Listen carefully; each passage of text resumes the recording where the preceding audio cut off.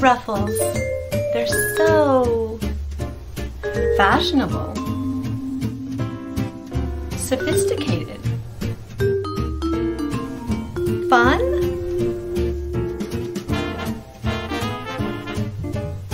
and so cheap when you use copy paper.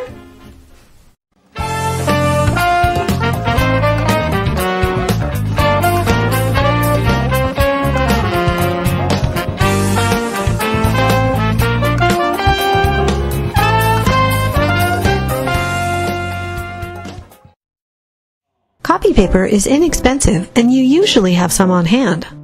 With an ink pad and stamps, you can create your own custom patterned paper, perfect for this pleated ruffle technique. I'm using an 8.5 by 11 piece of paper just for demonstration purposes. You won't need a piece this big, just for one card. Coat your paper with ink. You can use a brayer, a sponge, or direct-to-paper method as I am here. This may seem like a lot of ink, but it goes on quickly. And remember that you won't be using such a large piece of paper. You don't need to fully cover the paper with color. Some white showing through is okay. As the ink dries, the color will even out and it won't look so splotchy. And yes, you will probably get ink on your hands. Now stamp a pattern on your custom colored paper. Cut 3/4 inch wide strips. My paper is 11 inches long and I need 2 strips for the card I'm making. I'll save the rest of the paper to make more cards later. To make box pleated ruffles, watch carefully as I fold the paper back and forth.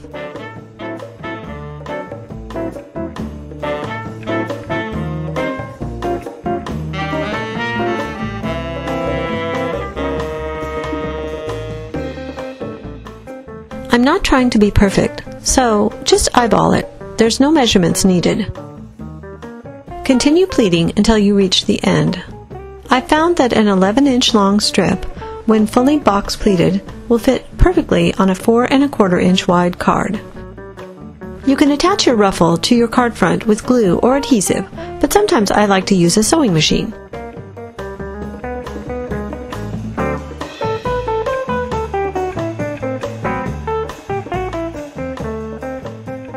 I'm covering my seam with a ribbon, but you could also leave your stitching exposed.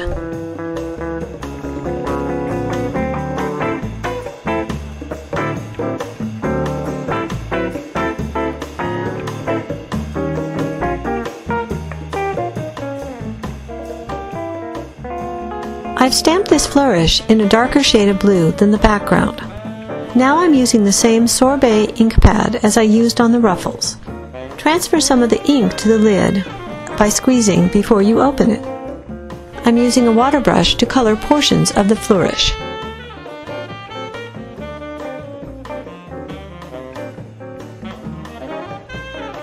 Add self-adhesive rhinestones for a little sparkle.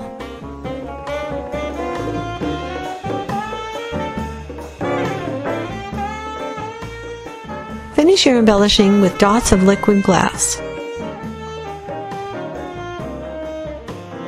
Once the dots of liquid glass dry, they'll be crystal clear. While I'm waiting for it to dry, let's make the card base. I've cut a slightly smaller liner for the inside of the card.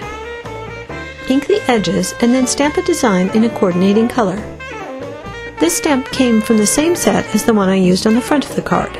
I like to coordinate the outside and the inside of the card whenever possible. Use your favorite adhesive to attach the liner to the inside of your card. Now I'll stamp a background for the front of the card. Only the top and the bottom of this piece will show, so I don't need to stamp in the middle. Attach this piece to the card front. Now that my liquid glass dots are dry, I can add the front piece. Paper ruffles, fashionable, sophisticated, and fun!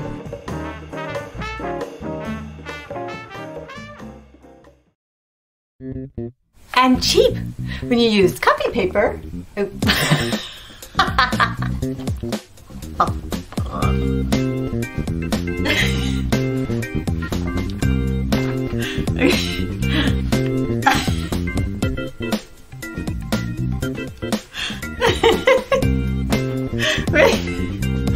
Wait.